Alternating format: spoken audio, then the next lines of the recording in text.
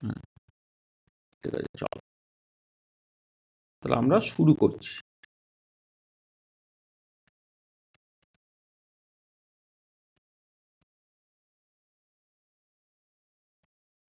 হ্যাঁ, স্ক্রিন দেখতে পাচ্ছ?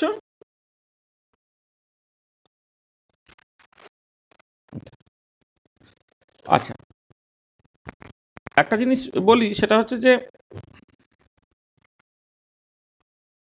যদি মানে অনলাইন ক্লাস হয়, তোমরা তো অনলাইনে মূলত চাইছো। অনলাইনে আমরা যেটা চাইবো যে মানে একটা একটা সলিড ঘন্টা দেড়েকের মতো একটা ক্লাস নেওয়ার চেষ্টা করব। আজকে যেহেতু প্রথম ক্লাস এবং তোমাদের ওই মানে কলেজ টলেজ যাওয়ার জন্য কাকে হয়তো আগে বেরোতে হবে, কাকে তোমাদের আজকে কি একটা সেমিনার টেমিনার আছে তো, তাই না? হ্যাঁ, কেমিস্ট্রি ডিপার্টমেন্টের সেমিনার আছে আমাকে ওই ইয়েতে রাহুল ব্যানার্জি, অয়ন দত্তরা সব আসবে, ওরা ফোন করেছিল। হ্যাঁ, তো ঠিক আছে, মানে মোটামুটি ওই সকালটা দেখো তোমাদের কোন দিনটা, তোমাদের যেহেতু মানে কলেজ ফলেজগুলো করা হচ্ছে খুব কম্পালসারি, সকালের দিকে যদি সকালের দিকটা হচ্ছে মানে শিওর ক্লাসটা হবেই আর কি। এবার সন্ধ্যার দিকে অনেক সময় হয় কোনো একটা কাজে আটকে পড়লে ক্লাসটা একটু অসুবিধা হয়। এবারে তোমাদের হয়তো, হ্যাঁ বলো। হ্যাঁ, মঙ্গল বুধ বৃহস্পতি আমারও সুবিধা, আমার তো মঙ্গল বুধ বৃহস্পতি অ্যাকচুয়ালি আমারও হয় আর কি। আমি মঙ্গল বুধ বৃহস্পতি, হুম, ঠিক আছে, আমি সেই রকমভাবে করে দেবো। এই বাকিদের সাথে কথা টথা বলে আমি সেরকমভাবে করে নিতে পারবো, ঠিক আছে। হ্যাঁ হ্যাঁ, 9টার মধ্যে তো পজিটিভলি ছাড়বো, আমি তো কলেজ টলেজ করবো, 9টার মধ্যে পজিটিভলি ছাড়বো। হুম, আচ্ছা, চলো শুরু করি। দেখো, এই অ্যাটমিক স্ট্রাকচার যেটা আমরা পড়াবো, এই অ্যাটমিক স্ট্রাকচারটা কিন্তু এই বিএসসি ফার্স্ট ইয়ারই প্রথম পড়ছো সেরকম নয়। তোমরা ক্লাস 11-এর সেকেন্ড চ্যাপ্টারে যথেষ্ট বেশি অ্যাটমিক স্ট্রাকচার পড়েছো। ইভেন মাধ্যমিক লেভেলেও অ্যাটমিক স্ট্রাকচার বেশ কিছুটা ছিল। এরপরে তোমরা তোমাদের যা সিলেবাস, তাতে ফোর্থ সেমিস্টারে ফিজিক্যাল কেমিস্ট্রিতে তুমি অ্যাটমিক স্ট্রাকচার পড়বে। এমএসসি যদি পড়তে চাও, তোমাদের সিলেবাস এমএসসির ফার্স্ট সেমিস্টারে তোমাদের ফিজিক্যাল কেমিস্ট্রি পড়বে, এই অ্যাটমিক স্ট্রাকচার পড়বে। মানে অ্যাটমিক স্ট্রাকচারটা বিভিন্ন জায়গাতে আছে। এবারে যত তুমি ম্যাচিওর হচ্ছ, বড় হচ্ছ, অ্যাটমিক স্ট্রাকচারটা তত মানে কি বলবো, তত ভালোভাবে তুমি বুঝতে পারবে। তোমার যখন ব্যাকগ্রাউন্ডগুলো আস্তে আস্তে পরিষ্কার হবে, কোয়ান্টাম মেকানিক্যাল ব্যাকগ্রাউন্ড, তুমি যখন 11 পর্যন্ত পড়েছো, তোমার কাছে কোনো কোয়ান্টাম মেকানিক্সের ব্যাকগ্রাউন্ড ছিল না। কোয়ান্টাম মেকানিক্সের ব্যাকগ্রাউন্ড না থাকার জন্য তোমার হয়তো অনেক কিছু বুঝতে একটু অসুবিধা হয়েছে। হ্যাঁ, কিন্তু এখন দেখবে আস্তে আস্তে আস্তে আস্তে তুমি কোয়ান্টাম মেকানিক্স আস্তে আস্তে, কোয়ান্টাম মেকানিক্স এখনো যে খুব বেশি শিখেছো সেরকম নয়, কিন্তু না শিখলেও কোয়ান্টাম মেকানিক্সের যে জিনিসপত্রগুলো লাগবে, সেই জিনিসগুলো আমরা একটুখানি বলে দিয়ে সেখান থেকে শুরু করতেই পারি। হুম, এটা কি করলাম, 1 মিনিট। হ্যাঁ, সেই জন্যে আমি একদম সিলেবাসে এক্স্যাক্টলি যে জায়গা থেকে শুরু হয়েছে, আমি সেই জায়গা থেকেই শুরুটাকে করছি। তোমাদের শুরুটা হচ্ছে বোর্ড থিওরি থেকে। দেখো, এমনিতে হয়তো স্কুল লেভেলের অ্যাটমিক স্ট্রাকচার পড়াতে গেলে বোর্ড থিওরিতে আসার আগে একটা দুটো ক্লাস বলা হয়, যেখানে ফান্ডামেন্টাল পার্টিকেলস তাদের ডিসকভারি নিয়ে কথাবার্তা বলতে হয়। তারপরে তোমার তাদের অ্যাটমিক স্ট্রাকচার বা একটা স্টেবল অ্যাটমিক মডেল দেওয়ার জন্যে যে ফলস অ্যাটেম্পগুলো ছিল, থমসন অ্যাটমিক মডেল, পরবর্তীকালে রাদারফোর্ড অ্যাটমিক মডেল, সেগুলিকে বলার দরকার পড়ে। ও রাদারফোর্ড অ্যাটমিক মডেলের ডিফেক্টটা তোমাকে খুব ভালো করে জানতে হয়। তারপরে তোমার বেসিক্যালি বোর্ড থিওরিটা স্টার্ট হয়। তাহলে আমি জাস্ট আমি যেটা পড়াবো, what we want to discuss today,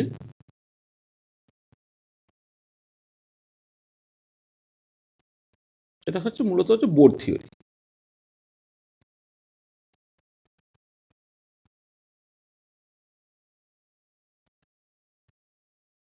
R board theory basically পড়া।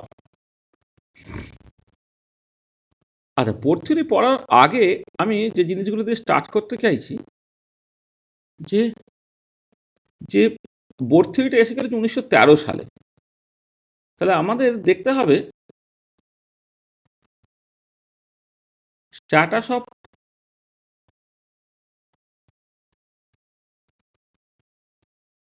অ্যাটমিক স্ট্রাকচার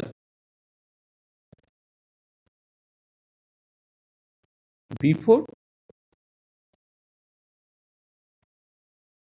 বোর থিওরি, সেটা একটুখানি বুঝতে হবে। বোর থিওরি আগে আমার অ্যাটমিক স্ট্রাকচার সম্বন্ধে কি স্ট্যাটাসটা ছিল। আচ্ছা, যেটা ছিল সেটা হচ্ছে যে দেখো তোমার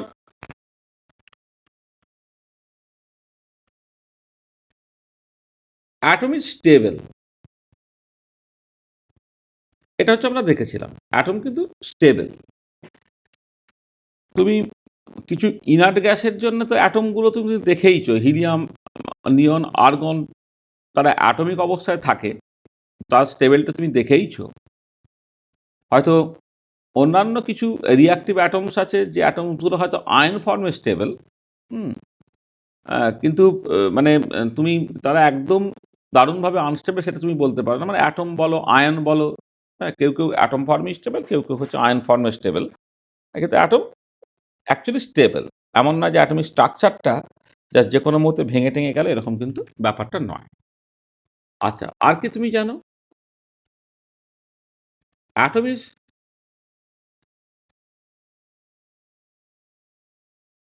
আয়ন নয়, atom is electrically neutral. Atom হচ্ছে ইলেকট্রিক্যালি নিউট্রাল। আচ্ছা, ইলেকট্রিক্যালি নিউট্রাল মানে কি হচ্ছে না, তুমি দেখেছো যে এর ক্ষেত্রে এমন নয় যে কোনো চার্জ নেই, এক্ষেত্রে পজিটিভ চার্জ আছে, নেগেটিভ চার্জ আছে। তার মানে ইট contents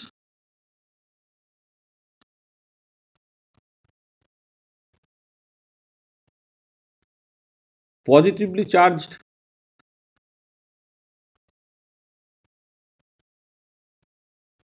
protons and negatively charged electrons.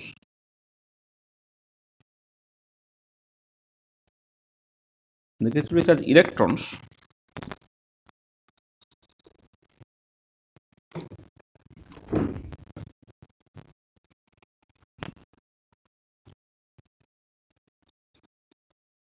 electrons in equal number.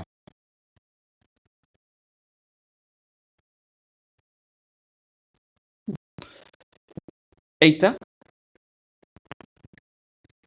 আর তুমি কি জানো?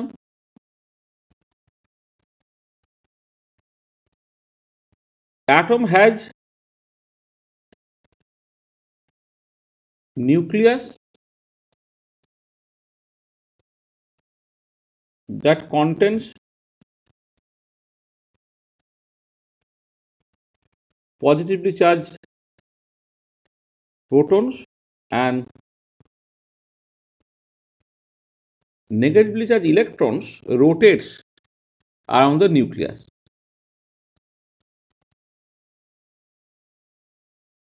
Negatively charged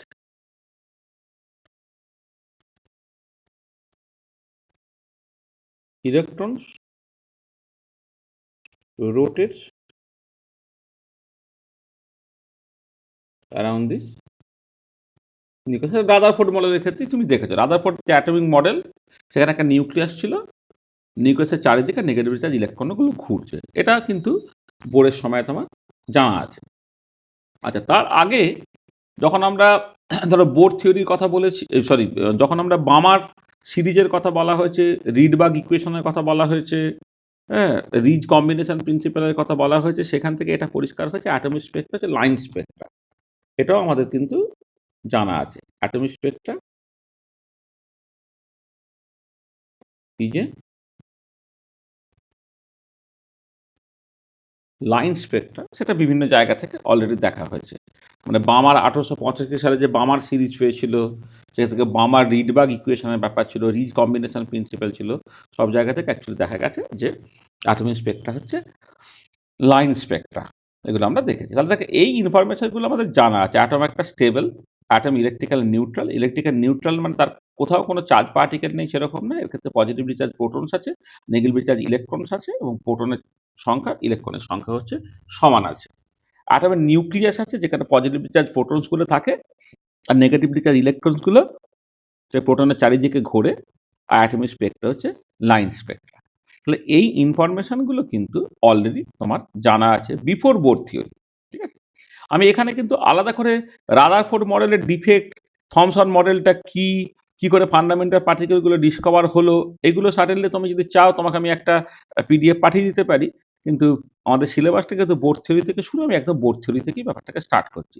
দেখো একদম শুরু থেকে করাই যায়, মানে অ্যাজ ইফ যেন তুমি অ্যাটমিক স্ট্রাকচার সম্বন্ধে কিছুই জানো না। তাতে এটা হবে সিলেবাস শেষ করতে একটু অসুবিধা হবে। হ্যাঁ, মানে একটা দুটো ক্লাস বেশি লেগে যাওয়া মানেই তো বুঝতে পারছো যে আমাদের সময় তো খুব বেশি নেই। এটাকে মাথায় রাখতে হবে এবং টোটাল টোটাল সিলেবাসটা তোমাদের কিন্তু অনেকটাই, অনেকগুলো ইম্পর্টেন্ট জিনিস আছে। ঠিক আছে? তাহলে অ্যাটমিক স্পেক্ট্রা একটা লাইন স্পেক্ট্রা। আচ্ছা, এবারে এখানে একটা জিনিস বলি যে ঠিক আছে, এই ইনফরমেশনগুলো তো তোমার জানা আছে।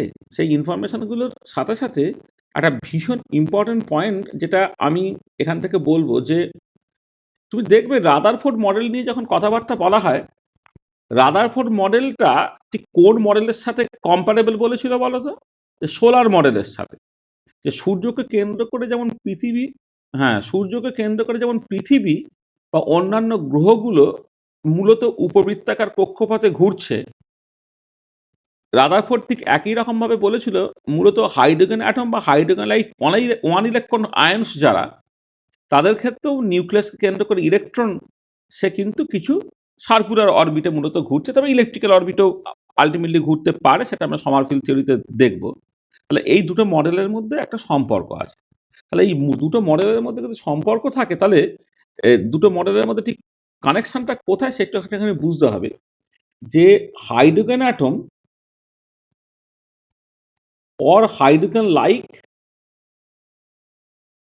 one electron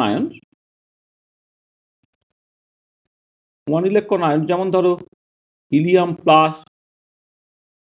লিথিয়াম 2+ ইত্যাদি ইত্যাদি, বা সোডিয়াম 10+ ইত্যাদি ইত্যাদি, এরা হচ্ছে one electron ions. Hydrogen atom আর hydrogen like one electron ions আর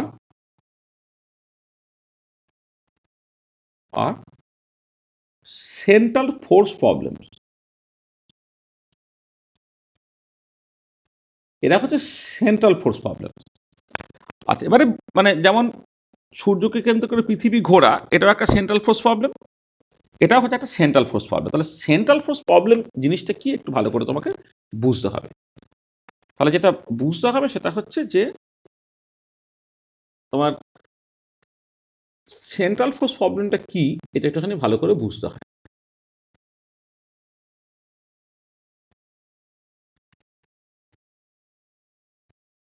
সেন্ট্রাল ফোর্স প্রবলেম জিনিসটা কি তোমাকে একটু ভালো করে বুঝতে হয়। আচ্ছা, সেন্ট্রাল ফোর্স প্রবলেম জিনিসটা কিরকম দেখো, তুমি জাস্ট এই হাইড্রোজেন বা হাইড্রোজেন এই ওয়ান ইলেকট্রন আয়ন্সের ক্ষেত্রে নিউক্লিয়াসকে কেন্দ্র করে ইলেকট্রন ঘোরাই বলো, বা সূর্যকে কেন্দ্র করে পৃথিবী ঘোরার কথাই বলো, যে এখানে একটা ফিক্সড পয়েন্ট থাকে। ধরে নাও এটা হচ্ছে সান, এই সানকে কেন্দ্র করে আর্থ ঘুরছে, এটা ঘুরছে, এদের মধ্যে ডিস্টেন্সটা হচ্ছে আর, এবং এদের মধ্যে একটা ফোর্স কাজ করছে, এদের মধ্যে একটা ফোর্স কাজ করছে। ডিস্টেন্সটা বাঁ দিক থেকে ডান দিকে মাপছি, আর ফোর্সটা কিন্তু ডান দিক থেকে বাঁ দিকে সেন্টারের দিকে আসছে। এবং কেন আসছে না, এর মধ্যে একটা গ্র্যাভিটেশনাল ফোর্স অফ অ্যাট্রাকশন আছে বলে। গ্র্যাভিটেশনাল ফোর্স, এখানে যে ফোর্সটা কাজ করছে, হ্যাঁ, সূর্যকে কেন্দ্র করে যখন পৃথিবী ঘুরছে, সেই ফোর্সটা হচ্ছে জি, এই mass of the sun into mass of the earth divided by হচ্ছে যে সান এবং আর্থের মধ্যে দূরত্ব। এটা হচ্ছে তোমার নিউটনস ল অফ গ্র্যাভিটেশন। সেই ফোর্সের জন্য সূর্যকে কেন্দ্র করে তোমার পৃথিবী ঘোরে। এটা আমি সার্কুলার অরবিট এমনি এঁকেছি, সেটা অরবিটটা ইন জেনারেল তুমি ইলেকট্রিক্যালও করতে পারবে। আচ্ছা, সিমিলার সিচুয়েশন হচ্ছে তুমি যখন, তো এইখানে তুমি যদি নিউক্লিয়াসকে নাও, নিউক্লিয়াসে ধরো কেন্দ্রে প্রোটনের সংখ্যা জেড ইন্টু ই, সেখানটা ইলেকট্রন আছে যার দূরত্ব হচ্ছে আর, তাদের মধ্যে একটা ফোর্স কাজ করছে F.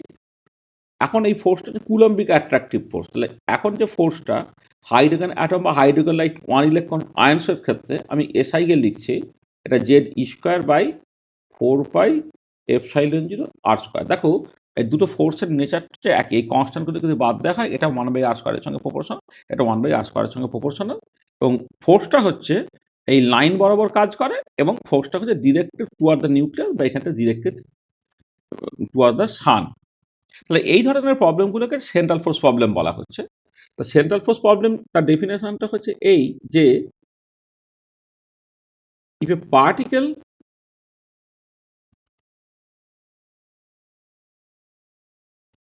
moves about a fixed point by a force which is a function of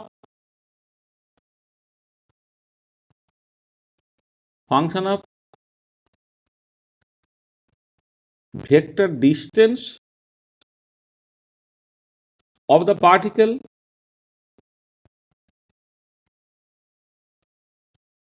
from the fixed point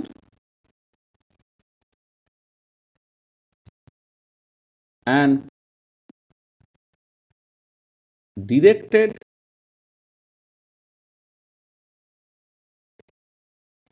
towards the fixed point,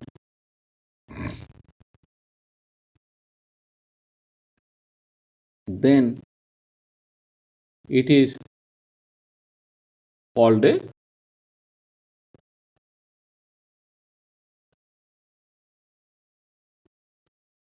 central force problem. তাহলে if a particle moves about a fixed point by a force which is a function of vector distance, vector distance মানে এই যে মানে আর্থ থেকে সান বা electron থেকে প্রোটনের যে ডিস্টেন্সটা, তার একটা ডিরেকশন থাকে, তো সেই জন্য এটাকে ভেক্টর ডিস্টেন্স বলা হচ্ছে। Vector distance of the particle from the fixed point and directed toward the fixed point. দেখো, এবং এটা যে ফিক্সড পয়েন্ট, এখানে সানের চারিদিকে ঘুরছে বা এদিকে নিউক্লিয়াসের চারিদিকে ঘুরছে, বলে ফোর্সটা কিন্তু সানের দিকে বা নিউক্লিয়াসের দিকে, then it is call a central force problem. তাহলে সেই কনটেক্সটে দেখো এই যে প্রবলেমগুলো, মানে হাইড্রোজেন অ্যাটম বা hydrogen like one electron ions বা সূর্যকে কেন্দ্র করে পৃথিবী এবং অন্যান্য গ্রহের ঘোরা, এইগুলো সব কিন্তু central force problem.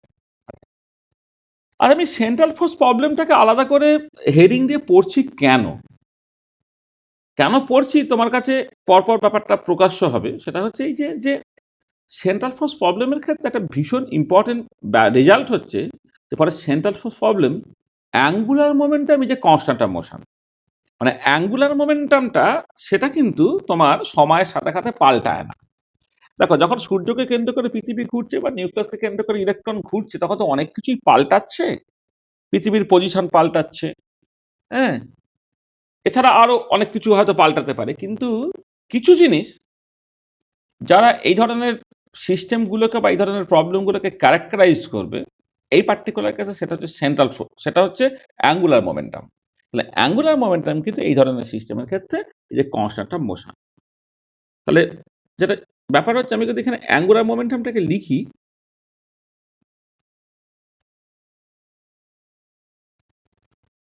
Angular momentum একটা ভেক্টর কোয়ান্টিটি, সেটা কি হয় না আর ক্রস পি হয়। এলটা হচ্ছে আর ক্রস পি। তাহলে আমি যদি rate of change in angular momentum with respect to time বলি, তাহলে কি হবে, এটাকে লিখবো ডিআর ডিটি ক্রস পি। মানে এখানে অ্যাঙ্গুলার মোমেন্টামটা হচ্ছে এই যে রেডিয়াল ভেক্টর এবং মোমেন্টাম তাদের ক্রস প্রোডাক্ট হয়। এবার ডেরিভেটিভ করলে প্রথমটা ডেরিভেটিভ সেকেন্ডটাকে কনস্ট্যান্ট রাখলাম, প্লাস প্রথমটাকে কনস্ট্যান্ট রেখে সেকেন্ডটা ডেরিভেটিভ করলাম। এইটা এটা কি হলো দেখো, ডিআর ডিটি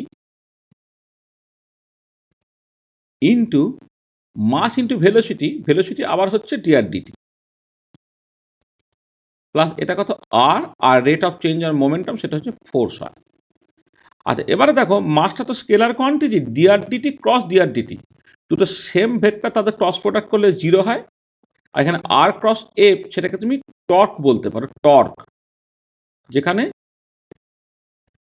টাওটা হচ্ছে তোমার আর ক্রস এফ, এইটা এটাকে বলা হবে টর্ক। টর্ক আচ্ছা, মানে এই পার্টিকুলার ক্ষেত্রে টর্কটা কি না, টর্ক যেহেতু আর ক্রস এফ, তাহলে এটা আর এর ম্যাগনিচিউড নিতে হবে, এফ এর ম্যাগনিচিউড নিতে হবে, এদের মধ্যে অ্যাঙ্গেল সাইন থিটা এখানে কত 180 ডিগ্রি নিতে হবে, এবং একটা যেহেতু ক্রস প্রোডাক্ট একটা ভেক্টর কোয়ান্টিটি রিপ্রেজেন্ট করে, সেইখানে একটা ইউনিট ভেক্টর নিতে হবে, যে ইউনিট ভেক্টরটা হচ্ছে অ্যালং দ্য ডিরেকশন অফ এল, এবং সেটা কি আর থেকে পি এর দিকে একটা রাইট হ্যান্ডে স্ক্রু ঘোরালে সেটা যেদিকে যাবে সেইটা হচ্ছে তোমার ইউনিট ভেক্টরের ডিরেকশন। আচ্ছা, এবং এখানে অ্যাঙ্গেলটা 180 ডিগ্রি কেন খেয়াল করে দেখো, যে আমি ডিস্টেন্সটা মাপছি সেন্টার থেকে বা নিউক্লিয়াস থেকে ইলেকট্রনের দিকে, রেডিয়াল ভেক্টরটা যেদিকে কাজ করছে, ফোর্সটা দেখো সেই লাইন বরাবরই কিন্তু উল্টো দিকে কাজ করছে। তা দুটো ভেক্টর, একটা আর ভেক্টর আছে, এই আর ভেক্টর এবং এফ ভেক্টর একই লাইন বরাবর কাজ করছে, কিন্তু অপোজিট ডিরেকশনে পেলে তাদের মধ্যে অ্যাঙ্গেল 180 ডিগ্রি, আর সাইন 180 ডিগ্রির ভ্যালু হচ্ছে তোমার 0 হয়ে যায়। তাহলে কি হলো, ডিএলডিটিটা তোমার 0 হয়ে যাচ্ছে। তার মানে এটা দাঁড়াচ্ছে for central force problem angular momentum is a constant of motion. This is a very very important result, যে for central force problem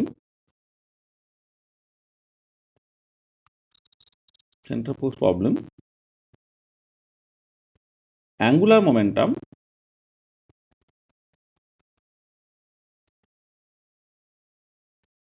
is a constant of motion.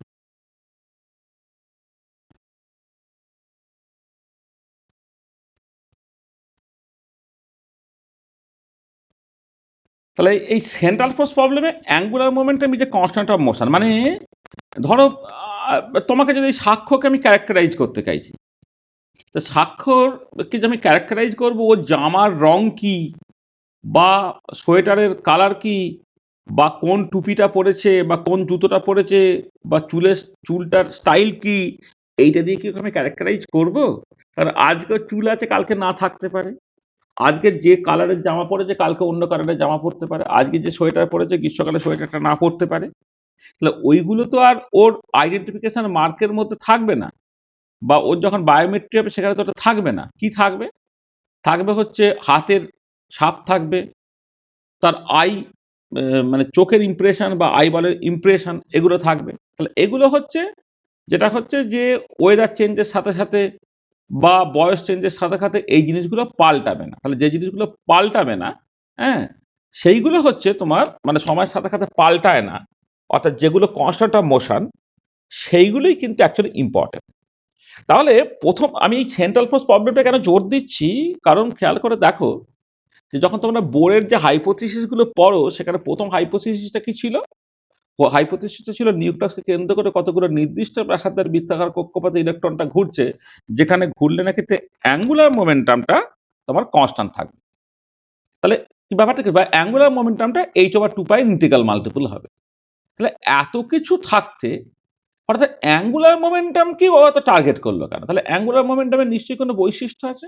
বৈশিষ্ট্য এই, বোর সাহেব তো আফটার অল ক্লাসিক্যালি ট্রেন্ড, সে central force problem চেনে, এবং তখনকার যুগের লোকেরা এই তোমার ধরো Kepler's law, গ্যালিলিওর law, Newton's law of gravitation, এগুলো একদম দারুণভাবে ওয়েল ইকুইপড তারা। যখনই রাদারফোর্ড 1911 সালে জাস্ট এরকম একটা ইন্ডিকেশন দিলে যে সূর্যকে কেন্দ্র করে অন্যান্য গ্রহগুলো যেরকম ভাবে ঘোরে, ঠিক একই রকমভাবে নিউক্লিয়াসকে কেন্দ্র করে ইলেকট্রনগুলো সেই রকমভাবে ঘুরছে, তখনই বোরের মাথা স্ট্রাইক করে গেলে এটা তো কেপলারস অরবিটের সঙ্গে আইডেন্টিক্যাল, তাহলে চলো সেদিক থেকে অ্যাপ্রোচ করা যাক। সেই অ্যাপ্রোচ করতে গিয়ে প্রথমেই তার মাথায় এটা স্ট্রাইক করলো যে অ্যাঙ্গুলার মোমেন্টামটা হচ্ছে কালপ্রিট, অ্যাঙ্গুলার মোমেন্টামটা একটা কনস্ট্যান্ট অফ মোশন, সেই জন্য যা কিছু হবে ওইটা দিয়েই তোমাকে স্টার্ট করতে হবে। ঠিক আছে? তাহলে এবারে তুমি এক কাজ করা যাক। দেখো, তোমরা যে বোর থিওরিটাকে পড়েছো, তোমাদের বোর থিওরিতে কিছুটা ইললজিক্যালি বলা হয়, যেখানে বোর অ্যাজিভ যেন মানে আকাশ থেকে ভেবে নিল, মানে তাকে মানে মানে কি বলবো, বনবিবি তাকে মানে ইয়ে দিয়ে দিল, বর দিয়ে দিল, মানে মানে কি বলবো, আকাশবাণী দিয়ে দিল, যে যে নিউক্লিয়াসকে কেন্দ্র করে কতগুলো নির্দিষ্ট ব্যাসার্ধের বৃত্তাকার কক্ষপথে ইলেকট্রন ঘুরবে, যেখানে ঘুরে তার অ্যাঙ্গুলার মোমেন্টামটা h/2 ইন্টিগ্রাল মাল্টিপল হয়। যখন নির্দিষ্ট ব্যাসার্ধের বৃত্তাকার কক্ষপথে ইলেকট্রনটা ঘুরছে, তখন সে এনার্জি নেবেও না, ছাড়বে না, অর্থাৎ অরবিটগুলো স্টেশনারি। কিন্তু যদি কোনো ট্রানজিশন পেতে হয় বা স্পেক্ট্রা পেতে হয় তাহলে তোমার জাম্প দিতে হবে। একটা কোয়ান্টাম স্টেট থেকে আরেকটা কোয়ান্টাম স্টেটে জাম্প দিলে সেইখান থেকে যে এনার্জিটা বেরোবে সেটা এই জিনিস, সেখান থেকে ফ্রিকোয়েন্সি পাবো। এই ৩ টে অ্যাজাম্পশনস তুমি বলে দিয়ে তারপর তুমি বোর্ড থিওরি যাত্রা স্টার্ট করো। কিন্তু এই অ্যাপ্রোচটা ঠিক না। মানে হঠাৎ করে অ্যাঙ্গুলার মোমেন্টামটাকে টার্গেট করলো কেন? অ্যাঙ্গুলার মোমেন্টামটাকে কেনই বা কনস্ট্যান্ট বলল? কেনই বা ওটা h/2 এর ইন্টিগ্রাল মাল্টিপল বলল? এই কারণটা কিন্তু অ্যাকচুয়ালি একটু বোঝার দরকার পড়ে। ঠিক আছে? তাহলে আমরা যখন বোর্ড থিওরিতে আসবো তখন মানে তোমরা যেরকমভাবে পড়তে অভ্যস্ত, ঠিক আছে, ওটা তো তুমি জানোই। কিন্তু আমরা ব্যাপারটাকে লজিক্যালি পড়ার চেষ্টা করো। আফটার অল বড় হচ্ছ তো, জিনিসগুলো লজিক্যালি পড়ার চেষ্টা করো। তো এটা দাঁড়াচ্ছে যে তাহলে মানে বোর্ড থিওরি যেটা হচ্ছে এটা কার জন্য applicable? Applicable for hydrogen atom or hydrogen like one electron ions, এদের জন্য এটা অ্যাপ্লিকেবল। আচ্ছা, এবারে যেটা দাঁড়াচ্ছে যে প্রথমে এরকম ভাবে ভাবা হচ্ছে যে তোমার electron rotates around the nucleus in a circular orbit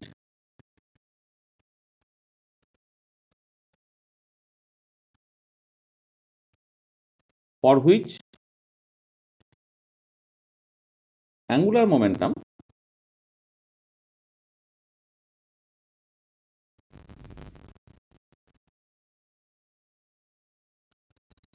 আচ্ছা আরেকটুখানি জুড়ে দিই, which is a central force problem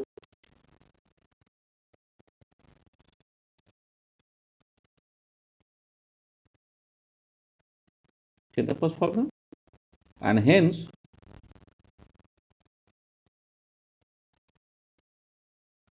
angular momentum is a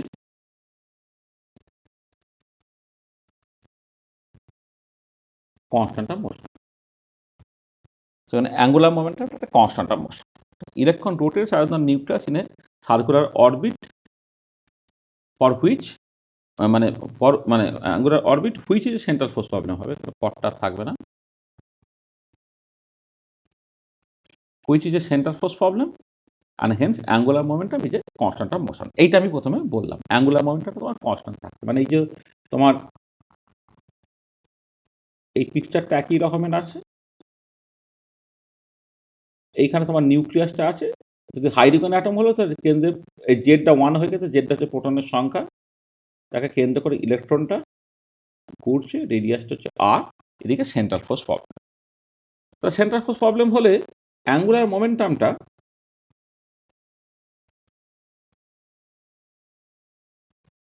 এলটা সেটা হচ্ছে এম ভি আর, এইটা ধরেন একটা কনস্ট্যান্ট, এই কেটা হচ্ছে একটা কনস্ট্যান্ট, কোন ভ্যালুতে কনস্ট্যান্ট আমি জানি না। তুমি খেয়াল করে দেখো, এই যে প্রথমেই বলে দেয় না যে অ্যাঙ্গুলার মোমেন্টামটা হচ্ছে h/2 ইন্টিগ্রাল মাল্টিপল হবে। আচ্ছা, তুমি কি করে জানছো অ্যাঙ্গুলার মোমেন্টাম কনস্ট্যান্ট হবে? সেটা আমি বুঝলাম, কারণ এটা সেন্ট্রাল ফোর্স প্রবলেম।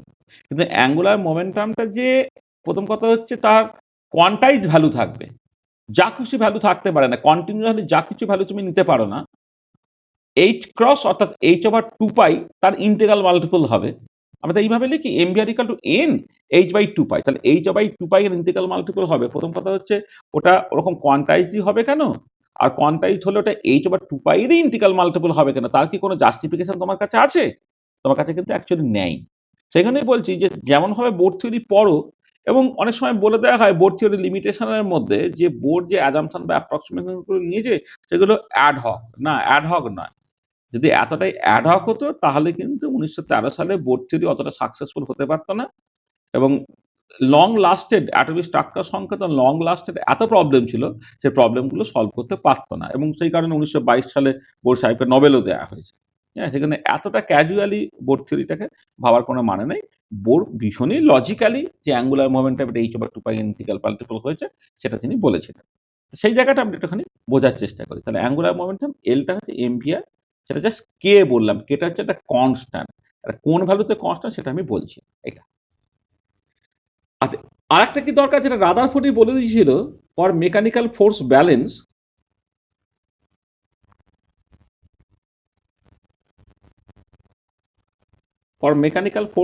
দেখো,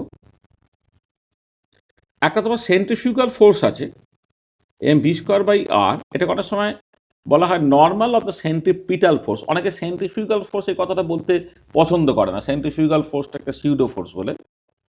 তাহলে সেটা বলে normal of the centripetal force. Centripetal force হচ্ছে কেন্দ্রাভিমুখী যে ফোর্সটা, Newton third of Newton third law of motion অনুযায়ী হচ্ছে প্রত্যেকটা ক্রিয়ার একটা সমান এবং বিপরীতমুখী প্রতিক্রিয়া থাকবে। তাহলে সেন্ট্রিপেটাল ফোর্সটা অভিকেন্দ্র বলটাকে যদি কেন্দ্রের দিকে যায়, তাহলে তার উল্টো দিকে normal of the centripetal force কাজ করবে, এটা রিয়াকশনের মতো, সেটাকে সেন্ট্রিফিউগাল ফোর্স বলা হচ্ছে। আর আমাদের কেমিস্ট্রিটাকে অত ব্যাপারটা আবার বুঝি না, আমরা এটা বুঝি যে আর রেডিয়াসে যদি কোনো একটা সার্কুলার অরবিটে কেউ একজন ঘোরে উইথ ভেলোসিটি ভি, তার কেন্দ্রের বাইরের দিকে একটা ফোর্স কাজ করবে, যেটা হচ্ছে m V square by r. তাহলে সেই m V square by r যেটা, সেটা কি হবে না, Coulombic attractive force Z square by 4 pi epsilon 0 into r square, তার সঙ্গে হচ্ছে সমান হবে। এই কুলম্বিক অ্যাট্রাকটিভ ফোর্সটা আমি এসআই ইউনিটে লিখেছি। হ্যাঁ, সিজিএস কিছু করবো না, সবটা এসআই করবো। আর Z square by 4 pi epsilon 0 r স্কোয়ারের সঙ্গে সমান, যেখানে তোমার এটা 2 নম্বর ইকুয়েশন, যেখানে এপসাইলন 0টা হচ্ছে তোমার বলা হচ্ছে, এপসাইলন 0টা তোমার অ্যাবসোলিউট পারমিটিভিটি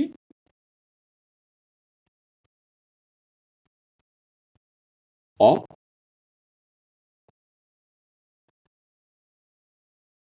ভ্যাকিউম, এবং এর ভ্যালু হচ্ছে 8.854187 into 10⁻⁻12 coulomb square newton inverse metre to the power -2। মানে এটা তো ফোর্স রিপ্রেজেন্ট করে, তাহলে ফোর্সটাকে যদি নিউটনে লেখো, চার্জটাকে যদি কুলম্বে লেখো, আর ডিস্টেন্সটাকে যদি মিটারে লেখো, তাহলে এপসাইলন 0 ইউনিট হবে coulomb square newton inverse metre to the power -2। এটা এপসাইলন 0, এই ভ্যালুটা আমার বারবার লাগবে বলে এটা আমি এখানে ব্যবহার করেছি। আর এখানে ইলেকট্রনের চার্জটাকে বলি, এটা হচ্ছে চার্জ অফ ইলেকট্রন।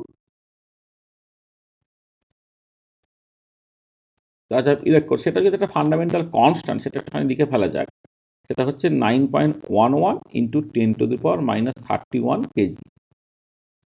তাহলে এই ইনফরমেশনগুলো মানে ইলেকট্রনের চার্জ তো তুমি অলরেডি জানো, হয়তো এপসাইলন 0 এর ভ্যালুটা ভুলে যেতে পারো, কিন্তু নিউমেরিক্যাল ক্যালকুলেশন করার সময় এগুলো যদি লাগবে সেগুলো আমি বলে ফেললাম। আর এম যেটা, এইখানে এমটা হচ্ছে মাস অফ ইলেকট্রন। ও সরি, এটা কি করলাম, হ্যাঁ চার্জ, হ্যাঁ আমি লিখে ফেলেছি আমি এটা, না না এটা এটা এটা আমি চার্জ মানে মাসটাকে আগে লিখে ফেলেছি। হ্যাঁ, এটা হচ্ছে এমই, এটা হচ্ছে এমটা হচ্ছে মাস অফ ইলেকট্রন, সেটা হচ্ছে 9.11 10⁻31 কেজি। আচ্ছা, আর ইটা হচ্ছে চার্জ অফ ইলেকট্রন, ইটা হচ্ছে চার্জ অফ ইলেকট্রন, তার ভ্যালুটা হচ্ছে তোমার, তুমি এসআইএ করলে 1.602 ইন্টু 10⁻⁻19 কুলম, এটা। আর এটা হচ্ছে এসআইএ। আর সিজিএসএ করলে এটা হচ্ছে 4.8 ইন্টু 10⁻10 ইলেকট্রোস্ট্যাটিক ইউনিট, সেটা হচ্ছে সিজিএস। আমি কুলমটাই এখন মনে রাখছি, 1.602 10⁻19 কুলম এটা। তাহলে প্রত্যেকটা আমি মানব। তাহলে আমার কাছে দুটো ইকুয়েশন ছিল। 1 নম্বর ইকুয়েশনে এমভিআর ইকুয়াল টু কে, আর 2 নম্বর equation M V square by R equal to 2। তাহলে এবারে আমি এই 1 নম্বর এবং 2 নম্বর ইকুয়েশন থেকে আর এর এক্সপ্রেশনটাকে বের করার চেষ্টা করছি। ঠিক আছে, তাহলে কি হচ্ছে দেখো, এখান থেকে যে ফর্ম ইকুয়েশন,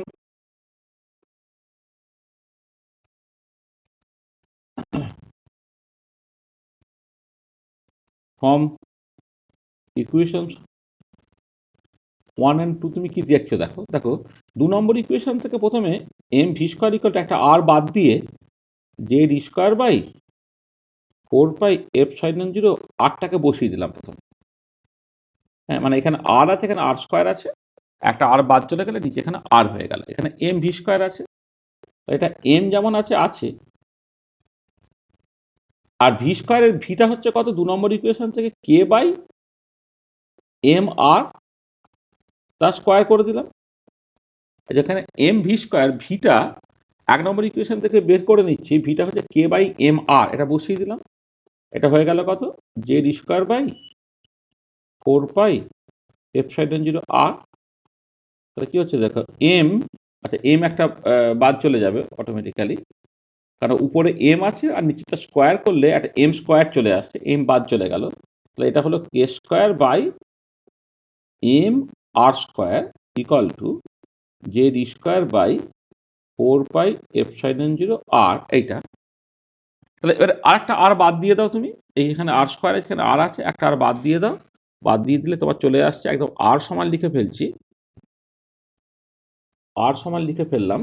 দেখো এই ডান দিকের নিচটা হচ্ছে উপরে পাঠিয়ে দিচ্ছি, তাহলে 4 মানে আমি মানে আর স্কোয়ারটা এদিকে দিয়ে দিলে, তাহলে এখানে কি হচ্ছে আর স্কোয়ার আর আর কেটে গিয়ে আর হয়ে গেছে, এইটা এদিকে চলে এলো 4 pi epsilon 0 K square, 4 pi epsilon 0 K square divided by M Z square. এটা হচ্ছে এই যে এইটা এদিকে চলে আসছে এম জেড স্কোয়ার, তাহলে এইটা যেটা হলো সেটা হচ্ছে একটা আর এর এক্সপ্রেশন বেরোলো ইন টার্মস অফ কে, আর এর এক্সপ্রেশন বেরোলো ইন টার্মস অফ কে, এটা ধরো তোমার 3 নম্বর ইকুয়েশন, এটা হচ্ছে 3 নম্বর ইকুয়েশন। আচ্ছা তাহলে সেখান থেকে ভেলোসিটিটা কি বেরিয়ে যাবে, এটা হচ্ছে রেডিয়াসটা, এই যেটা বেরোলো সেটা হচ্ছে রেডিয়াসের এক্সপ্রেশন বেরোলো এইটা। আচ্ছা ভেলোসিটি বলবো না, ঠিক স্পিডের এক্সপ্রেশনটা কি বেরোচ্ছে ভিটা, দেখো তুমি যে কোনো একটা জায়গায় বসিয়ে দাও, ভিটা হচ্ছে কে বাই এম আর, এখানে যদি বসাও ভিটা হচ্ছে কে বাই এম ইন্টু আর, তাহলে কে বাই এম আর এর জায়গায় বসাচ্ছ 4 পাই এপসাইলন 0 কে স্কোয়ার, উপরে হচ্ছে এম জেড স্কোয়ার, তাহলে কি দাঁড়াচ্ছে একটা কে বাদ চলে যাচ্ছে, কে আর কে স্কোয়ার কেটে একটাকে বাদ চলে গেছে, এম এম একটা কেটে গেল, তাহলে Z square by 4 pi epsilon 0 into K, এইটা হচ্ছে তোমার স্পিডের এক্সপ্রেশন বেরোচ্ছে। মানে পরবর্তীকালে কেটা কত যদি আমি বসিয়ে দিতে পারি, মানে কেটা আমার কিছু আননোন, দেখো এই রেডিয়াসের এক্সপ্রেশনে বা স্পিডের এক্সপ্রেশনে আমার কোনটা আননোন, সেটা হচ্ছে কেটা আননোন, ঠিক আছে, কেটা হচ্ছে আমার কাছে আননোন, এটা এটা হলো। আচ্ছা তাহলে এবারে দেখো তোমার, এবার আমি চাইছি এনার্জি বের করতে, তাহলে রেডিয়াস বের করে ফেলেছি, স্পিড বের করে ফেলেছি, এবার আমি এনার্জি বের করব। আচ্ছা এনার্জি যখন বের করব, এনার্জি কি না, টোটাল এনার্জি হচ্ছে আমার kinetic energy plus potential energy. দেখো কাইনেটিক এনার্জিটা তুমি লিখতে পারো হাফ এম ভি স্কোয়ার। আচ্ছা এবার পোটেনশিয়াল এনার্জিটা কত লিখবো, দেখো এই যে প্রবলেমটা তুমি দেখেছো, এই যে নিউক্লিয়াসকে কেন্দ্র করে ইলেকট্রনটা ঘুরছে, এইটা যার কেন্দ্রে প্রোটনের সংখ্যা প্লাস যার জেড ইন্টু ই, একটা ইলেকট্রন যেটা ঘুরছে যার ডিস্টেন্সটা হচ্ছে আর, এর ক্ষেত্রে পোটেনশিয়াল এনার্জি যেটা হয় কুলম্বস ল থেকে আসে, which is a function of r, যেটা হচ্ছে minus Z square by 4 pi epsilon 0 into r, এটা হচ্ছে পোটেনশিয়াল এনার্জিটা। এবং এই যে পোটেনশিয়াল এনার্জিটা, this is called a spherically symmetric potential. কেন, কারণ পোটেনশিয়াল এনার্জিটা শুধুমাত্র ডিস্টেন্সের উপরে নির্ভর করছে। মানে তুমি যদি মানে পরবর্তীকালে হাইড্রোজেন অ্যাটম প্রবলেমটাকে তুমি 3 ডাইমেনশনাল প্রবলেম হিসেবে ভাববে, সেটাকে যদি একটা স্ফিয়ার হিসেবে কনসিডার করো, তাহলে একটা আর রেডিয়াসের স্ফিয়ার তার সারফেসের প্রত্যেকটা পয়েন্টে পোটেনশিয়াল এনার্জিটা সমান। এটা কেন, মানে এটা কারণ হচ্ছে this is because because potential energy at every point on the surface of a sphere of fixed radius is always constant, is same আর কি, বা আর সেম। আচ্ছা, ইজ সেম। তাহলে আর আর রেডিয়াসের স্ফিয়ার, তার সারফেসের প্রত্যেকটা পয়েন্টে কিন্তু পোটেনশিয়াল এনার্জিটা সমান থাকছে। এটাকে অনেক সময় বলা হচ্ছে এটা spherically symmetric potential. This is a spherically symmetric potential. ঠিক আছে, তাহলে সেই স্ফেরিক্যালি সিমেট্রিক পোটেনশিয়ালটা আমি এখানে লিখে ফেললাম। সেটা কত হলো? Minus Z square by 4 pi epsilon zero r হলো। আচ্ছা, এবারে দেখো এটা হাফ, তুমি এম লিখলে মানে আমি মানে আর এর টার্মসে লিখলে আরই লিখে ফেলতে পারি। তাহলে এখান থেকে তুমি যদি এম ভি স্কোয়ারটাকে লেখো, তাহলে এম ভি স্কোয়ারটা কত? Z square by 4 pi epsilon zero r, সেটাকে বসিয়ে দিলাম half into Z square by 4 pi epsilon zero r এইটা, আর এখানে Z square by 4 pi epsilon zero r আছে। তাহলে এখানে দেখো এটা কত? Z square by 8 pi epsilon zero r, এখানে হচ্ছে Z square by 4 pi epsilon zero r. তাহলে এটাকে করে ফেললে এটা হয়ে যাচ্ছে minus Z square by 8 pi epsilon zero r. এইটা হচ্ছে আমার টোটাল এনার্জিটা। তাহলে কাইনেটিক এনার্জিটা কম, যেটা Z square by 8 pi epsilon zero r, potential এনার্জিটা বেশি ম্যাগনিটিউডটা, যেটা Z square by 4 pi epsilon zero r. তাহলে ওভারঅল জিনিসটা নেগেটিভ হবে, সেটা 1/4 মাইনাস 1/8 করলে সেটা 1/8 হয়। তো minus Z square by 8 pi epsilon zero r. এইটা হচ্ছে আমার এনার্জিটা। ঠিক আছে, এনার্জি। তাহলে এবারে এই এনার্জিতে যে আরটা আছে, সেই আরটা আমি ইকুয়েশন 3 থেকে বসিয়ে দিচ্ছি। তাহলে অর এনার্জিটা বেরিয়ে গেল কত? তোমার minus Z square by 8 pi epsilon zero, r এর জায়গায় বসাচ্ছি এম জেড স্কোয়ার, আর এখানে থাকছে, তাহলে এম জেড স্কোয়ারটা উপরে চলে যাবে। এটা এতে আছে, তো এটা মানে বাই আছে। এম জেড স্কোয়ারটা উপরে চলে গেল, এম জেড স্কোয়ারটা উপরে চলে গেল, আর নিচে কি পড়ে থাকবে? 4 pi epsilon zero K square. তাহলে 4 pi epsilon zero K square. কত দাঁড়াচ্ছে এনার্জিটা? Minus M J square into to power 4 by 32 pi square epsilon zero square K square. এইটা হয়ে যাচ্ছে তোমার এনার্জিটা।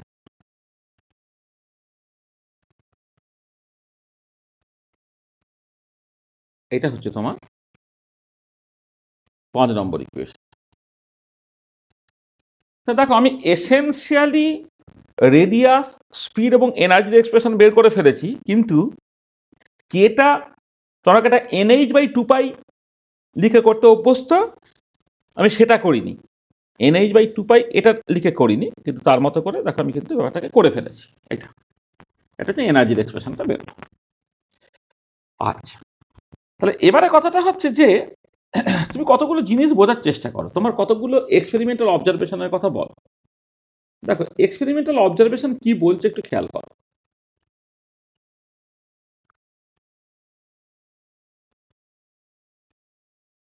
এক্সপেরিমেন্টাল অবজারভেশন কি বলে? যে অ্যাটমিক স্পেক্ট্রা এই যে লাইন স্পেক্ট্রা,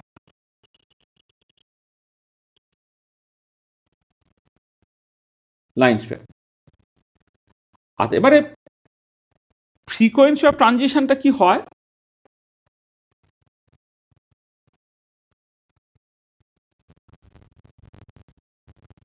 যখন তোমার এর আগে তো তোমার ছিল, মানে 1913 সালের গল্প এটা। 1900 সালে বিজ্ঞানী প্ল্যাঙ্ক ব্ল্যাক বডি এনার্জি ডিস্ট্রিবিউশনটাকে ব্যাখ্যা করার জন্যে অলরেডি কি বলে দিয়েছে, যে যদি তোমাকে ট্রানজিশনের কোনো ফ্রিকোয়েন্সি বের করতে হয়, তখন দুটো লেভেলের মধ্যে এনার্জি গ্যাপটাকে যদি এইচ দিয়ে ভাগ করো, মানে ধরো তুমি দুটো লেভেলের কথা ভাবছো, এদিকে এনার্জি প্লট করা হচ্ছে, এ একটা লেভেল, এদের মধ্যে যদি এনার্জি গ্যাপটা তোমার ডেল্টা ই হয়, সেইটা হচ্ছে এইচ নিউ এর সঙ্গে সমান হয়। তাহলে এইভাবে যে ফ্রিকোয়েন্সি বের করতে হয়, সেটা কিন্তু বিজ্ঞানী প্ল্যাঙ্ক অলরেডি বলে দিয়েছে। তার ফ্রিকোয়েন্সি অফ ট্রানজিশন হচ্ছে ডেল্টা ই বাই এইচ, এইটা তার ফ্রিকোয়েন্সি হচ্ছে ডেল্টা ই বাই এইচ, এইটা। তা তুমি এটাকে ভাবতে পারো, ধরো লেটসে দুটো এনার্জি লেভেলের মধ্যে যে গ্যাপ, যেটা হয়তো E2 minus E1 by H, এইটা। হ্যাঁ, ডেল্টা ই, ধরো দুটো লেভেলের কথা বলছে, একটা E2 একটা E1, তাদের মধ্যে energy gap divided by H, এইটা।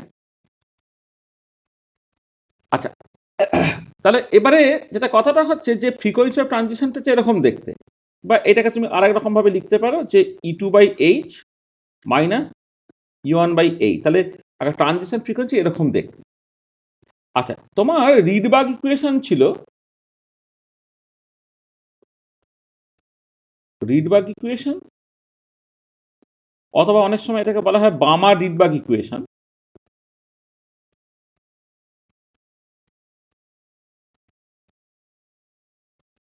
বামার রিডবার্গ ইকুয়েশন।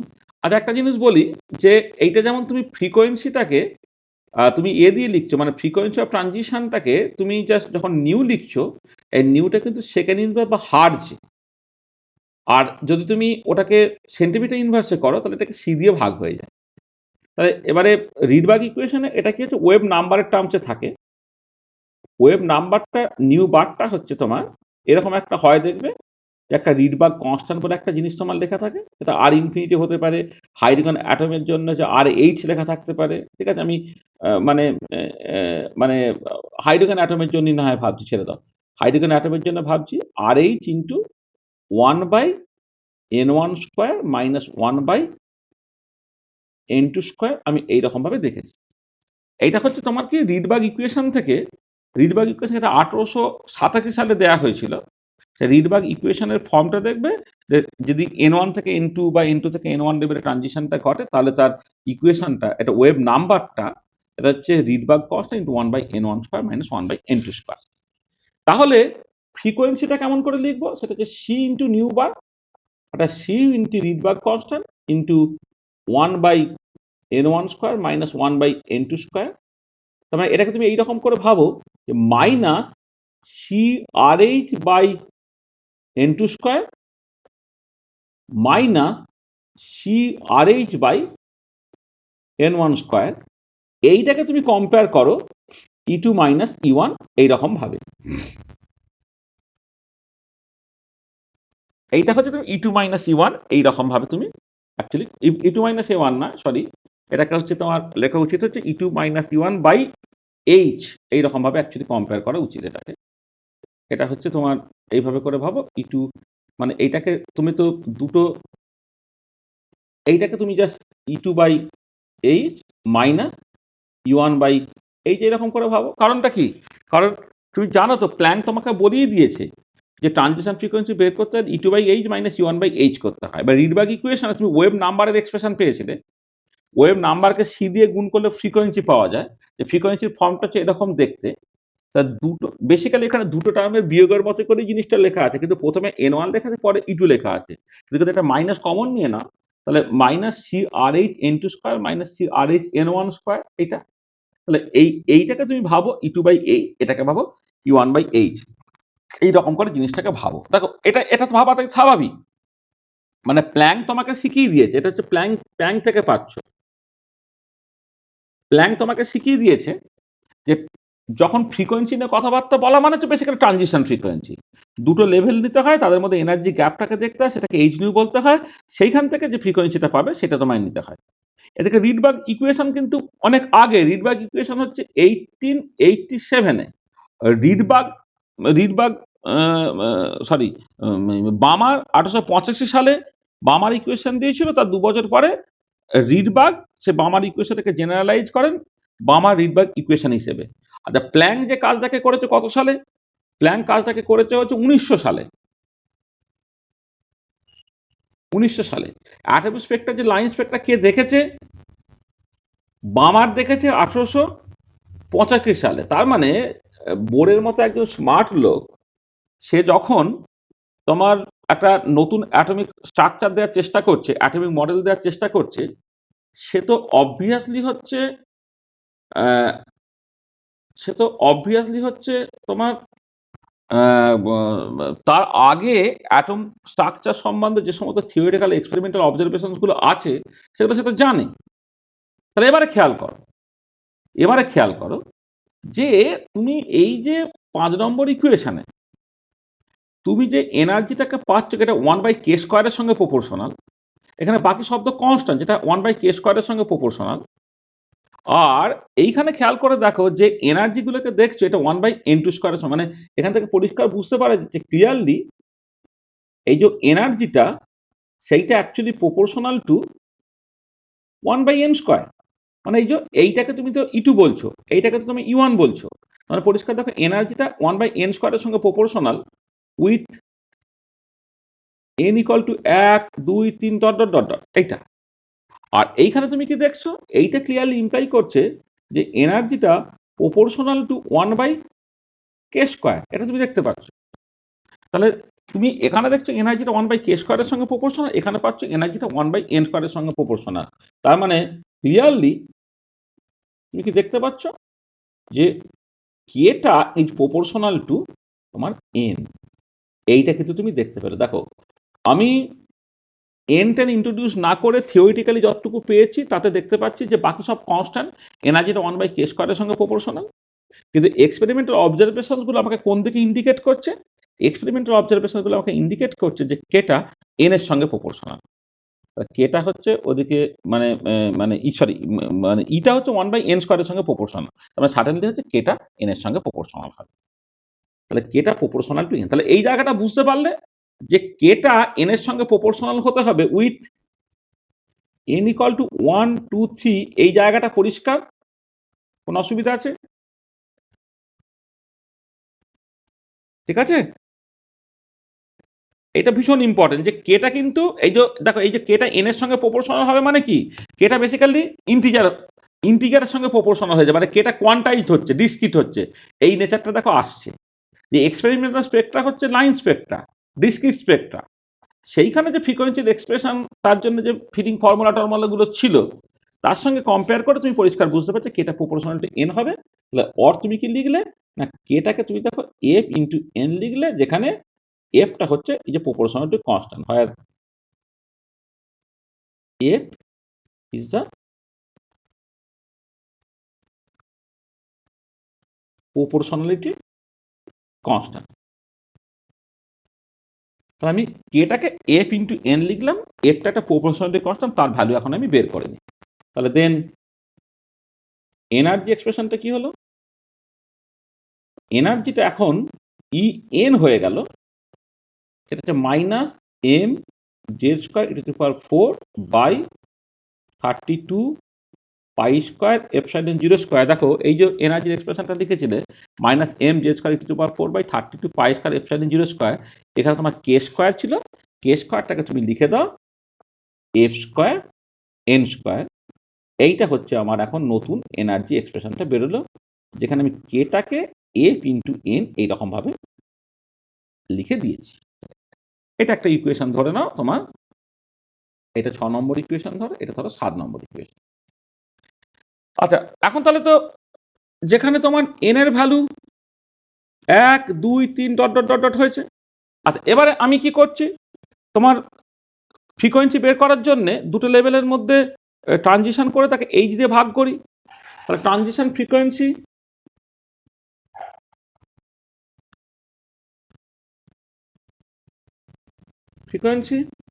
নিউটা যদি ধরে নাও তোমার এই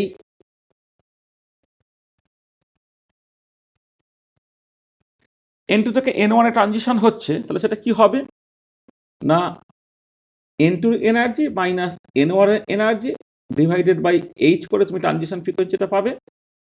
তা সেটা হয়ে যাচ্ছে M J square ইটু to power 4 by 32 pi square epsilon 0² F square, এখানে এইচটা যেমন আছে 1/n1² মাইনাস 1/n2² হয়ে গেল।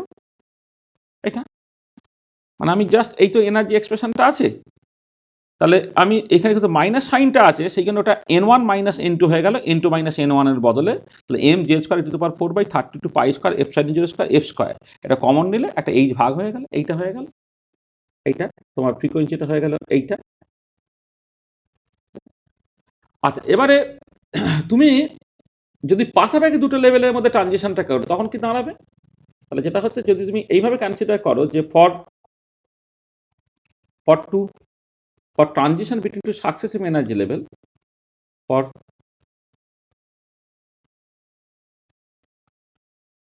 ট্রানজিশন বিটুইন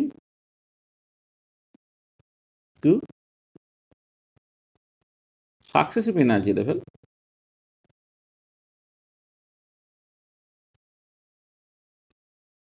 যে ফ্রিকোয়েন্সিটা পেলে সেটাকে আমি কোয়ান্টাম মেকানিক্যাল ফ্রিকোয়েন্সি বলছি।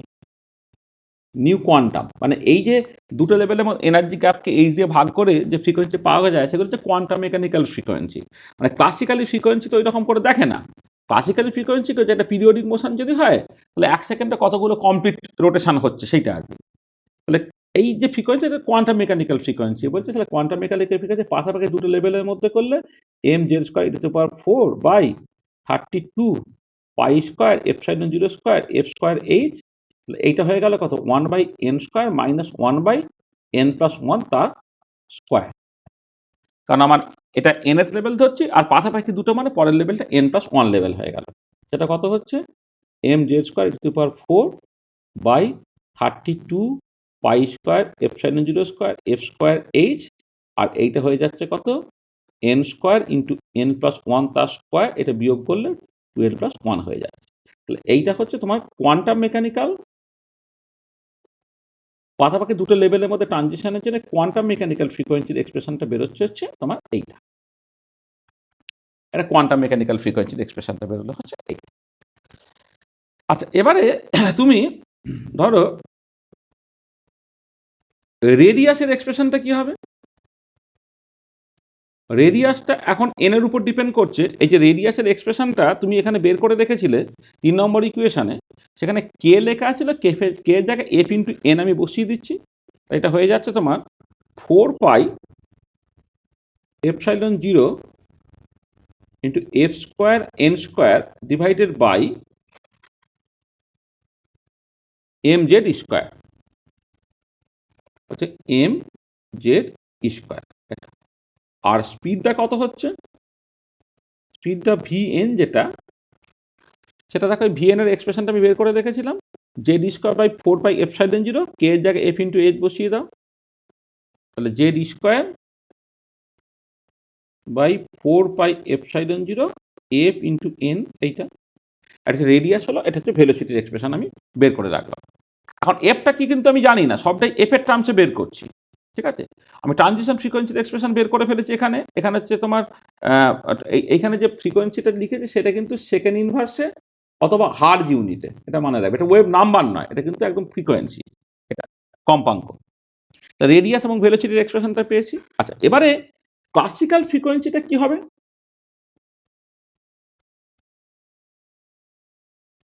ক্লাসিক্যাল ফ্রিকোয়েন্সিটা কি হবে? নিউ ক্লাসিক্যাল, দেখো যে যখন তোমার কোনো একটা নিউক্লিয়াসকে কেন্দ্র করে ইলেকট্রন ঘুরছে, তাহলে সেই একই পাথ তো বারবার বারবার ঘুরবে। এই যদি রেডিয়াস আর হয়, কেন্দ্রের নিউক্লিয়াস যদি এইটা হয়, তাহলে এক সেকেন্ডে কতবার ঘুরবে সেটা হচ্ছে ফ্রিকোয়েন্সি। তাহলে এক সেকেন্ডে সে কত পথ যায় না ভি পথ যায়। আর একবার ঘুরতে গেলে তাকে কত অ্যাঙ্গেল কভার করতে হয়, কতখানি রেডিয়াস ডিস্টেন্স কভার করতে হয় না, 2πr। তার মানে ক্লাসিক্যাল ফ্রিকোয়েন্সিটা হচ্ছে v/2πr, এইটা। তাহলে এখানে আমি ভি এর এক্সপ্রেশনটা পেয়েছি Z square by 4πε0 f into n. এটা হচ্ছে Z square by 4πε0 f into n. আর নিচে রইল 2π, আর এর জায়গায় লিখছে কত, আর এর জায়গায় বসিয়ে দাও 4πε0 f square N square, 4πε0 f square N square. আর উপরে চলে গেল কত, এম জেড স্কোয়ার, উপরে চলে গেল এম জেড স্কোয়ার। তাহলে এটা হয়ে গেল M Z square to power 4 by 4×4 = 16, 16×2 = 32,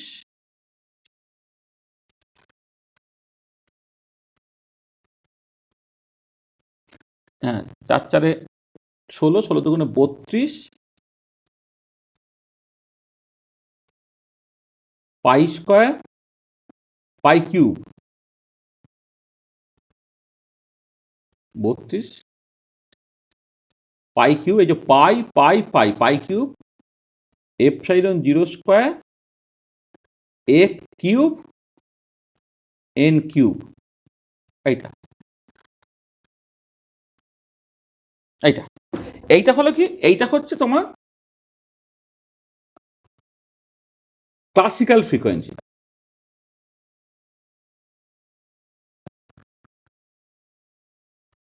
তাহলে আগেরটা ছিল কোয়ান্টাম মেকানিক্যাল ফ্রিকোয়েন্সি, এটা classical frequency.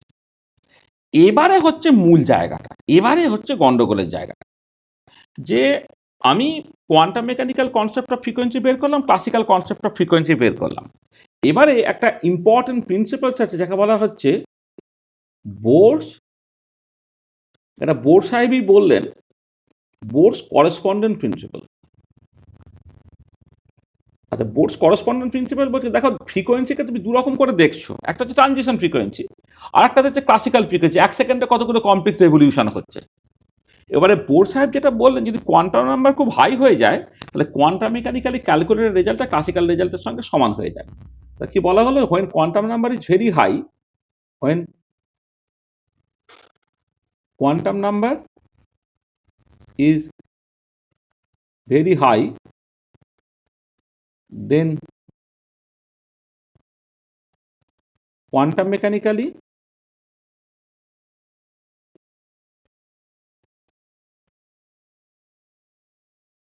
calculated results match with the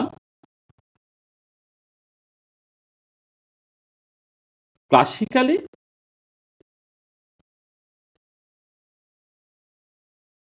expected result. When quantum number very high, then quantum mechanics calculated result match with the classically expected result. তার মানে কি দাঁড়াচ্ছে, যে limit n tends to infinity, এই যে quantum mechanical concept of frequency কাটা, this should be equal to nu classical. মানে quantum number খুব হাই হয়ে গেলে কোয়ান্টাম মেকানিক্যালি ক্যালকুলেটেড ফ্রিকোয়েন্সিটা ক্লাসিক্যাল ফ্রিকোয়েন্সির সঙ্গে সমান হবে।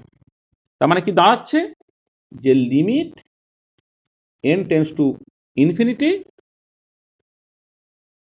n tends to infinity m z স্কোয়ার e to the power 4 by 32 pi square epsilon zero square pi square f square n f square h into 2n plus 1 divided by n square into n plus 1 square. This should be equal to mz square e to the power 4 divided by কত হবে না তোমার 32 pi cube 32 pi cube epsilon zero square f cube n cube, এই দুটো তোমার সমান হবে। আচ্ছা, এবারে দেখো এন যদি টেন্ডস টু ইনফিনিটি হয়ে যায়, এই 2n প্লাস 1টাকে তুমি 2n লিখতে পারো, আর এখানে n প্লাস 1টাকে n লিখতে পারো, তাহলে সেটা কত দাঁড়াচ্ছে, M Z square E to the power 4 by 32 pi square epsilon zero square F square H, এইটা হচ্ছে 2 by n to the power n cube হয়ে গেল, কারণ এখানে 2n প্লাস 1টা বাদ দেবে, n প্লাস 1-এর 1টা বাদ দেবে, কারণ nটা খুব খুব বড়, তাহলে এখানে 2n by n to the power 4 by 2 by n cube হয়ে গেল। This should be equal to m Z square E to the power 4 by 32 pi cube epsilon zero square f cube n cube. এটা দেখো এবারে কি কি কাটছে খেয়াল করে দেখো, m Z square E to the power 4 m Z square E to the power 4 কেটে গেল, 32 কেটে গেল, এখানে পাই স্কোয়ার এখানে পাই কিউব মানে পাই স্কোয়ার কেটে যাবে, এখানে একটা 1 বাই পাই রয়ে গেল। আচ্ছা, এবারে এপসাইলন জিরো স্কোয়ার কেটে গেল, এখানে এফ স্কোয়ার আছে, এখানে এফ কিউব আছে, একটা এফ রয়ে গেল, এইটা এখানে তোমার এখানে একটা 2 আছে,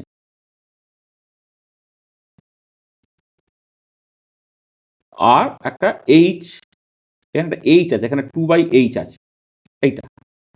এটা হলো মানে বাঁদিকে দেখো সব কেটে কুটে গিয়ে বাঁদিকে একটা 2 বাই এইচ এক্সেস থাকছে, আর ডান দিকে হচ্ছে তোমার একটা এফ এক্সেস। তাহলে এফ ইকুয়াল টু কত হলো, এফ ইকুয়াল টু দেখো এইচ ওভার 2 পাই হলো। তাহলে এফ এর ভ্যালু কত বেরোলো, এইচ ওভার 2 পাই। তাহলে খেয়াল করে দেখো তাহলে এফ যখন এইচ ওভার টু পাই হয়ে গেল, তাহলে অ্যাঙ্গুলার মোমেন্টাম তাহলে কত?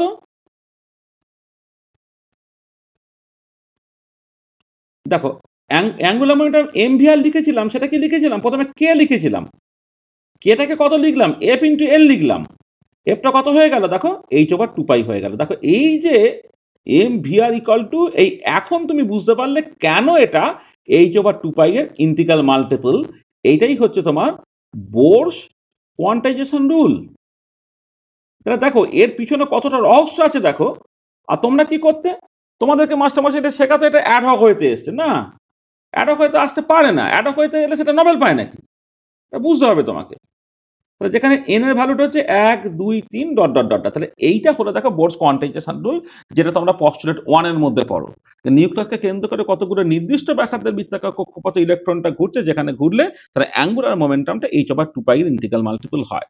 তার মানে এখানে কতগুলো পয়েন্ট। প্রথম কথা হচ্ছে, কেন এত কিছু থাকতে অ্যাঙ্গুলার মোমেন্টামটা কি টার্গেট করলো কেন? তাহলে অ্যাঙ্গুলার মোমেন্টামের বৈশিষ্ট্যটা কি? কারণ প্রবলেমটা একটা সেন্ট্রাল ফোর্স প্রবলেম, যেখানে অ্যাঙ্গুলার মোমেন্টামটা একটা কনস্ট্যান্ট অফ মোশন। সেকেন্ডলি হচ্ছে অ্যাঙ্গুলার মোমেন্টামটা কোয়ান্টাইজ কেন? কারণ হচ্ছে তোমার এনার্জিটা ডিসক্রিট বা কোয়ান্টাইজ বলে। থার্ড হচ্ছে যে তোমার এই proportionality constant h over two পাইকেই কেন? কারণ এইচ ওভার টু পাই, কারণ আমাকে বোর্স করসপন্ডেন্ট প্রিন্সিপালটাকে স্যাটিসফাই করতে হবে। তাহলে এখন তোমার কাছে পরিষ্কার হলো যে কেন প্রথম পস্টুলেটটা থাকে m V r equal to n h over two pi. এবার ওয়ান্স দেখো তুমি এফ এর ভ্যালু পেয়ে গেছো, তাহলে এনার্জি এক্সপ্রেশন কি বেরিয়ে গেল? এনার্জি এক্সপ্রেশন দেখো, ই এনটা, এই যে আমি এনার্জি এক্সপ্রেশন এখানে লিখেছি, এই যে কোথায় গেল, এখানে তোমার কোথায় লিখলাম, এই যে এনার্জি এক্সপ্রেশনটা লিখেছি, তাহলে এফ এর জায়গায় এইচ ওভার টু পাই বসিয়ে দেওয়া। এই যে এইটা এনার্জি এক্সপ্রেশনটা বসিয়ে কি, এফটা বাদ দিয়ে বাকি সবই তো করা আছে, তাহলে এফটাকে জাস্ট বসিয়ে দাও। তো বসিয়ে দিলে এনার্জি এক্সপ্রেশনটা কি বেরোচ্ছে না, বেরোবে হচ্ছে minus M Z square E to power 4 by 8 epsilon 0 square N square H square. এটা হচ্ছে এনার্জি এক্সপ্রেশন বেরিয়ে গেল। রেডিয়াসটা কি হবে এখানে? N equal to 1 2 3 dot dot dot dot. রেডিয়াসটা আর এন কি হবে দেখো, এই রেডিয়াসের এক্সপ্রেশন এইমাত্র বের করে রাখলাম। এই যে রেডিয়াসের এক্সপ্রেশন এই যে বের করে রেখেছি ইন টার্মস অফ এফ।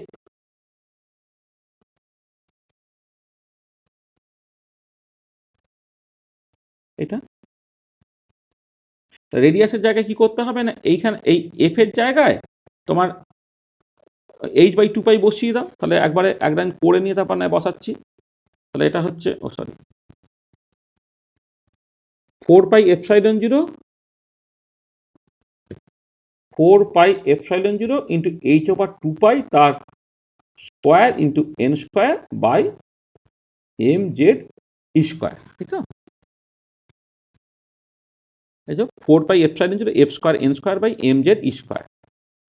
এটা বসিয়ে দিলে কি দাঁড়াচ্ছে দেখো, তোমার এই যে পাই স্কোয়ার আর পাই একটা কেটে চলে যাবে, 4 4 কেটে চলে যাবে। তাহলে epsilon 0 n square H square by pi m z e square. এইটা হচ্ছে তোমার রেডিয়াসের এক্সপ্রেশন বেরোলো।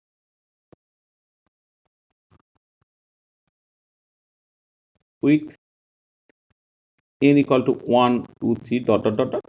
আর স্পিডের এক্সপ্রেশন কি বেরোচ্ছে? স্পিডটা হচ্ছে তোমার ভিএন। এখানে দেখো ভিএন এর যে এক্সপ্রেশনটা বসে z square by 4 pi epsilon 0 f into n. তাহলে Z square by 4 pi epsilon 0 f এর জায়গায় h over two pi into n. তাহলে কি হচ্ছে 2 পাই আর 4 পাই কেটে গিয়ে একটা 2 হলো। তাহলে জেড স্কোয়ার বাই তোমার পাই পাই কেটে যাচ্ছে 2 এপসাইলন 0 এন ইন্টু এইচ। এইটা হচ্ছে তোমার স্পিডের এক্সপ্রেশনটা বেরোবে। তা দেখো আমি এনার্জির এক্সপ্রেশন, রেডিয়াসের এক্সপ্রেশন এবং স্পিডের এক্সপ্রেশনটা বের করে ফেললাম, কিন্তু এখানে যেটা ব্যাপার সেটা হচ্ছে যে আমি একদমই একটা নন কনভেনশনাল ওয়েতে ব্যাপারটাকে স্টার্ট করলাম। ঠিক আছে, তাহলে আজকে আমরা এই পর্যন্তই করলাম। তাহলে নেক্সট ক্লাসে আমরা বোর্ড থিওরি পার্টটাকে কমপ্লিট করব। তাহলে নেক্সট ক্লাসে আমি যেটা পড়তে চাইছি নেক্সট ক্লাসে হচ্ছে প্রথমে এই যে বোর্ডের যে অ্যাজামশনসগুলোকে সামারাইজ করে দেবো, বোর্ড পস্টুলেট যেগুলো, পস্টুলেটগুলোকে আমি সামারাইজ করে দেবো। তারপরে হচ্ছে তোমার এই মোর অ্যাবাউট এনার্জি, রেডিয়েস এবং স্পিড, এইটা নিয়ে অনেক কিছু বলা। তার ক্ষেত্রে হচ্ছে তোমার, এবং তার সাথে ভ্যারিয়াস অ্যাপ্লিকেশন যেগুলো মানে স্পেকট্রা বা ইত্যাদি সংক্রান্ত ভ্যারিয়াস অ্যাপ্লিকেশন নিয়ে কথাবার্তা বলা। হ্যাঁ, মূলত স্পেকট্রাটা একটু ইত্যাদি বোঝা আর কি। আর তারপরে তার লিমিটেশন নিয়ে কথাবার্তা বলা, বোর্ডের লিমিটেশন নিয়ে তারপরে আমি কথাবার্তা বলবো। এটা বলার পরে তারপরে যে পরের যে পার্টটা আছে সমারফিল থিওরি হানা টানা, তারপরে আস্তে আস্তে আস্তে আস্তে এবং শুরু হবে ভয়ের জন্য। ঠিক আছে, তাহলে আজকে এই পর্যন্ত করা হলো। হুম, দেখো সব ঠিক আছে তো, কোনো অসুবিধা নেই তো, সব বুঝতে পেরেছো? হ্যাঁ, এইটা একটুখানি একদম বইয়ে কিন্তু এই একমাত্র আমাদের বইয়ে এইরকম ভাবে বলা আছে। বাকি যেসব বইপত্রগুলো তোমরা পড়বে ধরো, তাতে কিন্তু এইরকম ভাবে বলা নেই, বা তোমার মাস্টারমশাই যারা পড়াবে তারা কিন্তু এইরকম ভাবে বলবে না। তারা তোমাকে কিন্তু একদম সরাসরি ওই MVR equal to NH over 2 পাই হয় সেটাকে ধরে নিয়ে বাকি সব কিছু এগিয়ে যাবে আর কি। তোমরা একটু আমার কাছে যখন পড়ছো কিছু কিছু জিনিস অন্তত একটু এক্সট্রা জানতে হবে আর কি। আমরা অবভিয়াসলি সিলেবাসের মধ্যেই থাকবো বা সিলেবাসের আশেপাশেই থাকবো, কিন্তু যে জিনিসটা ঠিক যেরকম ভাবে বোঝা উচিত সেই রকম ভাবেই বোঝার চেষ্টা করতে হবে। কিছু শর্টকাট করতে যাবে না। শর্টকাট করতে গেলে কিন্তু তোমার আল্টিমেটলি খুব অসুবিধা হবে। হ্যাঁ, তাতে একটু সময় বেশি লাগতে পারে, একটা দুটো ক্লাস হয়তো এক্সট্রা নিতে হতে পারে, কিন্তু তাতে তুমি দেখবে একটা কংক্রিট বেসের উপরে বেস করে সাবজেক্টটাকে শিখতে পারছো। ঠিক আছে, এই হচ্ছে ব্যাপার। ঠিক আছে, আমি তোমাকে আজকেই এটা দিয়ে দেবো, মানে পিডিএফটা দিয়ে দেবো, আর ভিডিওটা আজকালের মধ্যে দেখবে দিয়ে দেবো। তাহলে পিডিএফটা তুমি ভালো করে দেখে নেবে, আর প্রিন্ট আউট করলে প্রিন্ট আউট করে নিতে পারো, অথবা এই ক্লাস করতে করতে যদি লিখতে পারো তো ভালো, লিখেছো। না হলে এই পিডিএফটাকে দেখে তুমি একটা, হ্যাঁ ঠিক আছে, ক্লাস করতে করতে আমি এইরকম লিখে পড়াবো। তাহলে তুমি করতে পারবে। কখনো কখনো দেখবে একটু তাড়াতাড়ি করার জন্য, স্পিড আপ করার জন্য হয়তো আমি একটা পিপিটি ব্যবহার করলাম। পিপিটি ব্যবহার করে তখন যখন বলবো হয়তো অত তাড়াতাড়ি তুমি লিখতে পারবে না, তখন আমি পিডিএফটা দিয়ে দেবো, যেখানে যা ঘাটতি আছে সেগুলো তুমি লিখে নেবে, লেকচার 1, লেকচার 2, লেকচার 3 এরকম ভাবে করে। আর কারো যদি বুঝতে অসুবিধে হয়ে যায় কিছু, আমি ভিডিওটাও আজকালের মধ্যে দিয়ে দেবো। হ্যাঁ, ভিডিওটা তুমি আরেকবার একটু ফরওয়ার্ড করে নিলে, ধরো 1.25 টাইমস বা 1.5 টাইমস করে নিলে, করে ধরো 1 ঘন্টার ক্লাসটা দেখবে আধ ঘন্টার মধ্যে তোমার একবার ভালো করে শোনা হয়ে গেল। তো এইভাবে করবে, দেখবে ব্যাপারটা খুব সুন্দরভাবে হয়ে যাচ্ছে।